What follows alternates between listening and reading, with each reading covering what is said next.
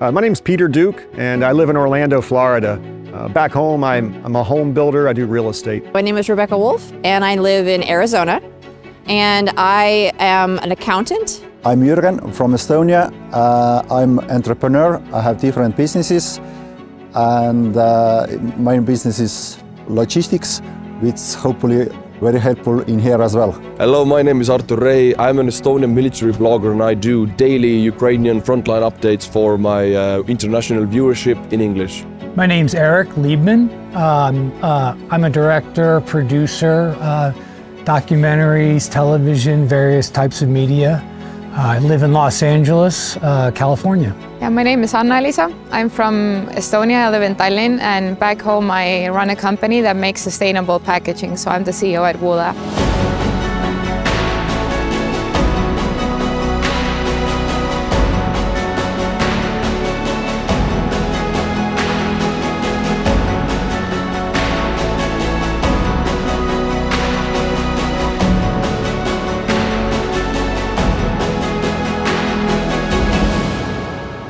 This is my second convoy, so I first joined them in February of 2023.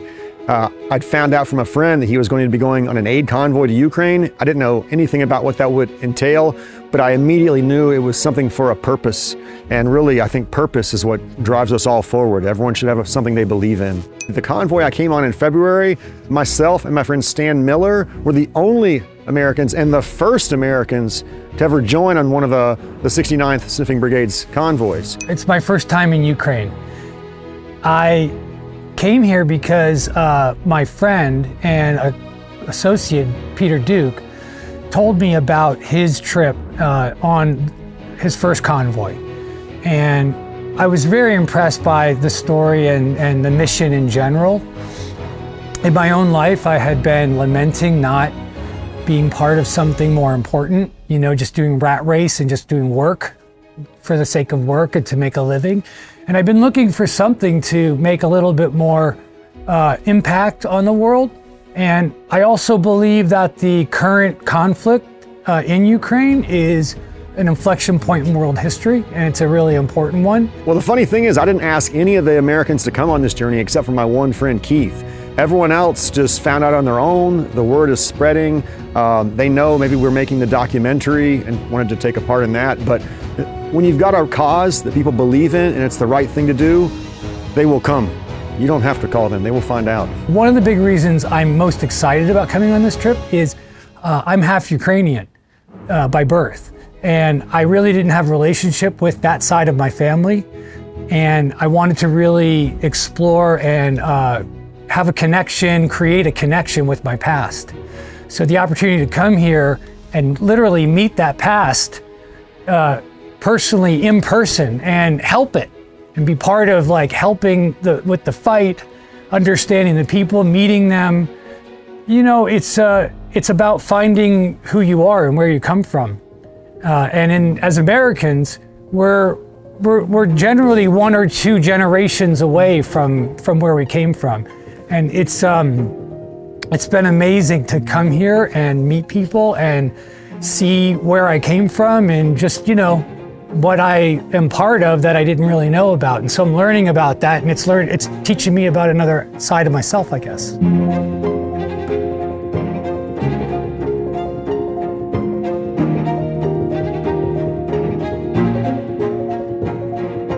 24th of February 2022, I had gotten out of the army a few years before and living in Estonia right next to Russia, where I live 3 hours to the Russian border, so I feel what we're living next to. And they attacked Ukraine, so if they would take over Ukraine, they would take over Estonia. So for me, it is personal. My grandfather was deported to Siberia when he was 4 years old, so I grew up with the stories of what it is like to live under the Soviet occupation, and I will do what I can to make sure this is not going to happen in Ukraine, and it's not going to happen in Estonia. So I was actually the first Estonian YouTuber. 2011 I made my channel, and 2018 I went to the Estonian army and I started making military videos. So when war started a few years later, it was an obvious choice for me. War is going on in Ukraine by Russians who also threaten our independence.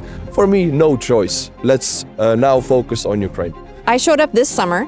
I came to try to volunteer. I was really willing to volunteer in whatever way was helpful. So my expertise is military mental health programs, and also I drive trucks. So those are the two things I'm really good at. So I figured between those two things I could probably find a way to volunteer. I really believed that this war was important and needed to be supported. And I tried for the first year to connect with people on LinkedIn and social medias and things like that and have conversations, and obviously it's very hard to do that from far away. And so I realized I just needed to show up. And so I showed up, I came, I started talking to nonprofits, I started doing things like going to English meetup groups, just to meet people, right, just to connect. And I met Johnny at an English speaking group, and he's the one who eventually connected me with the 69th Sniffing Brigade, and I volunteered for this convoy. I was in the first convoy in March 2022, and now it's already my 7th convoy, and I personally believe it's a very important thing what we do here, and nothing has changed for me.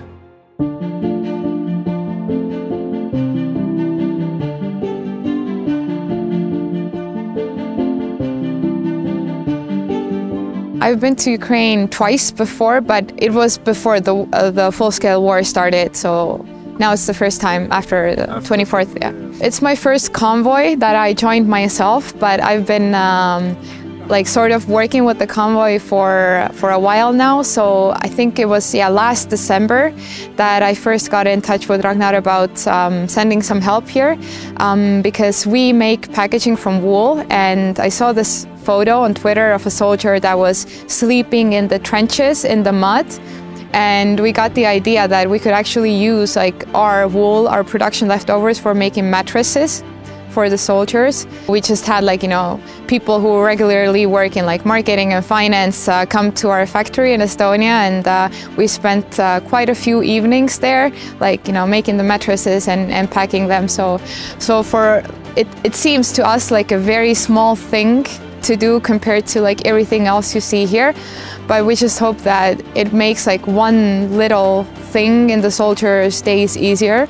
And well, at least we put a lot of love into making the mattresses. We started doing this a year ago, so we sent about 400 like weatherproof mattresses made of wool to the soldiers last December, and this year we did the same thing.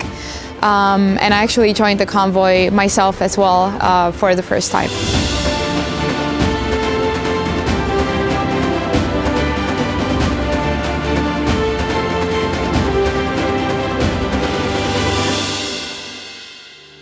The thing that I really discovered, I feel like, about Ukraine and Ukrainians is that art, like the artistry, is embedded in all of, like, every Ukrainian and embedded in the Ukrainian culture. Like, everything has art to it.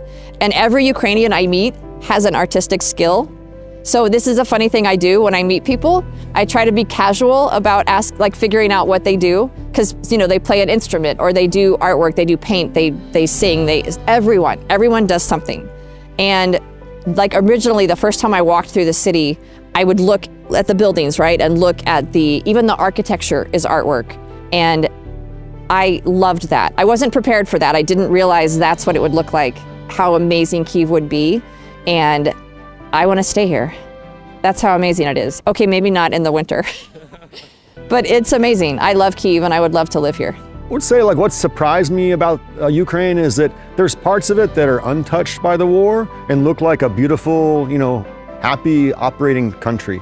But then you contrast that with areas that are just devastated. You know, you're driving through Kyiv and you'll see a beautiful glass skyscraper, it's nice and modern, and next to it is a burned out place. And so that juxtaposition, we would say, like that clash of expectations with things that are normal and things that are very not, is always a shock. To be in a nation of such beautiful, happy people, but yet always have like destruction and death close by. This is my 5th time in Kiev, and in Estonia I do Monday to Friday daily military updates, so it's waking up 8 AM, video goes up 8 PM, 12-hour work days. I go to Ukraine, I also make fundraiser videos, but today, this trip, I don't make a fundraiser video, and I just enjoy Kyiv so much. For me, it's like perfect trip because it's like a vacation. I come away from my regular job and I get to help the Ukrainians, and I do enjoy the vibe here, so it's a perfect vacation place for me actually right now. It's been like super emotional, and like especially today hearing all the stories, like I've heard about things happening here, of course, like, and followed everything, but yesterday we visited Borodyanka.